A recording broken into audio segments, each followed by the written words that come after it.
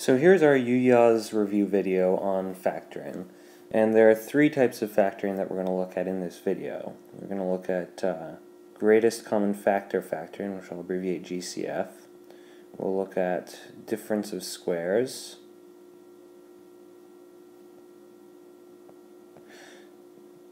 And we're going to look at trinomial factoring. And in some cases we'll look at combinations of these methods. Now before we move on any farther, we should say what we mean by factoring. Factoring is essentially trying to undo a multiplication process. So when we factored with numbers, we might say that, for example, 18 is equal to 2 times 3 times 3. So factoring is moving from this number to the set of factors that produced it. So in this case, three numbers that multiplied together to give us 18. We're going to be attempting to do the same thing except with algebraic expressions. So take for example this algebraic expression, 3xy squared minus 15y, and we're going to attempt to factor this by looking for the greatest common factor, by which I mean looking at this 3xy squared and this negative 15y, what's the greatest common factor between these two terms? And the greatest common factor is going to be 3y. So I'm going to take that 3y and write it right here. And then I'll also look at what I've got left. So for my first term I'm going to have an xy. And for my second term I'll have a minus 5. Essentially what I've done is I've looked and I said 3y is the greatest common factor between the 3xy squared and the 15y, and then I divided my 3xy squared by 3y, I got xy. I divided by negative 15y by 3y, and I got negative 5. Now I can also check that I've done this correctly because I've got multiplication indicated here. 3y is being multiplied by xy minus 5. I can check my factoring by redistributing and make sure I get the same thing back. So to check, I look and I say, okay, 3y times xy is 3xy squared, and 3y times negative 5 is minus 15y. That's the same thing I started with, so we have factored correctly. This method of factoring is probably the most straightforward. It's also where people make the most mistakes. And I'm going to do an example now that will show you where these mistakes come from. So here we'll look at factoring 4p cubed minus 16p squared plus 4p.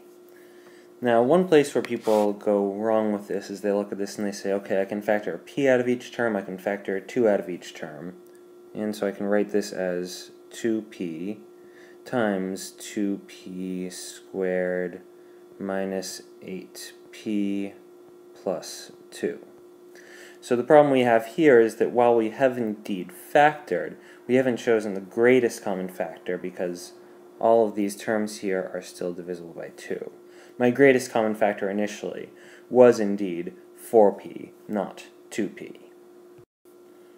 So if I get to this point and I realize that there's more that can be factored out, all is not lost. I can actually move along from this step and just factor a 2 out of here, and then I'll get 4p times p squared minus 4p plus 1. And there's no reason that if I saw it initially I couldn't go straight from here to here. Now there is one additional place where people make a lot of mistakes. See this 1 right here? A lot of people are going to leave that off. They just leave that, they think that's a 0 because 2 divided by 2 is 0. Except it's not, because 2 divided by 2 is 1. So again, I would recommend here multiplying back out to check that you get the same thing you started with, and I'm not going to complete that check this time. Now, you should always start with GCF factoring. Any expression that I ask you to factor, start by trying to factor with a GCF, and then move on to the methods that we'll describe in the next sections. The next factoring method we'll look at is called difference of squares. So the way we know we can employ this is when I look at my expression and I see a square, x squared is a perfect square. I see 16, 16 is a perfect square, so I've got two squares. And I've got a minus sign, which means I've got a difference. And the way that this will factor is this is going to factor as x plus 4 times x minus 4. where these x's are just the square root of x squared, these 4's are the square root of 16, and I get one plus sign and one minus sign as a result. Now, I didn't do what I said I should do, which is check for a GCF first. But if I look at this expression here, x squared minus 16, the greatest common factor is 1. When the greatest common factor is 1, there's really nothing to be done with greatest common factor factoring. Now again, I can check that I've done this correctly by multiplying back out, being sure to use FOIL or smile and nose, however you choose to think of it. And we'll get, okay, x squared minus 4x plus 4x minus 16. These cancel out, and that's why this plus and this minus were important here, so that these terms cancel out and so that I get my minus sign right here. So we've done that correctly. So here for our next example, we're going to try to factor 3y to the 4th minus 12x squared. And here the first thing I'm going to do is look for greatest common factor. That greatest common factor is 3. So I'll get 3 times the quantity y to the 4th minus 4x squared. And I look at this, and both of these terms are perfect squares. So now I can factor using my difference of squares technique. So I have 3 times, I'll get y squared minus 2x times y squared plus 2x. So, the things I have here, I've got my plus and my minus as I needed. The y squareds are the square root of y to the 4th, and my 2x's are the square root of 4x squared. And you can multiply out to check, but I, again, am not going to do that. The final type of factoring we're going to look at is trinomial factoring. We call it trinomial factoring because this is a polynomial with 3 terms, 3 for tri. And when we do trinomial factoring, this is probably what most of you remember when you think about factoring.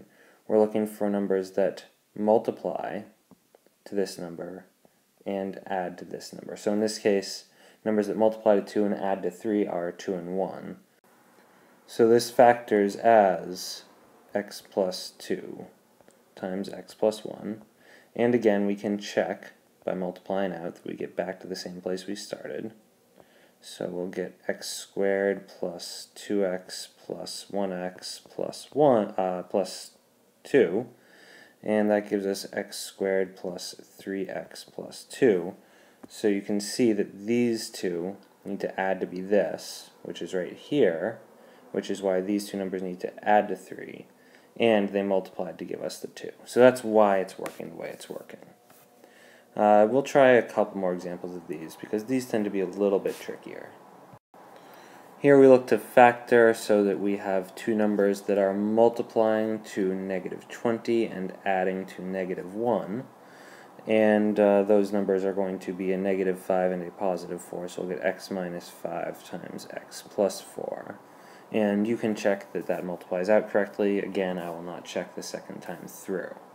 But do be careful with your signs here that we need the negative 5 and the positive 4.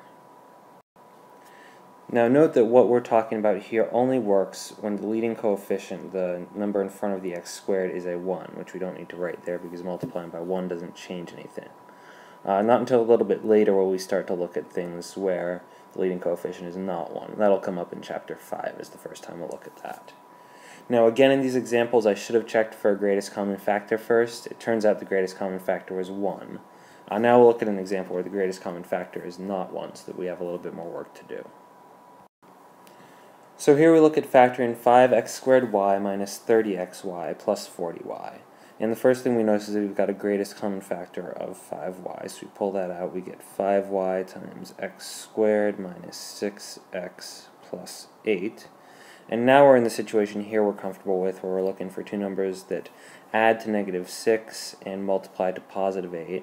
Those numbers are going to be negative 4 and negative 2, so we get 5y times x minus 4 times x minus 2. And again, you can check that this multiplies out. So that's what we have for factoring. Those are the types of things you're going to see on your UYAS quiz on Wednesday.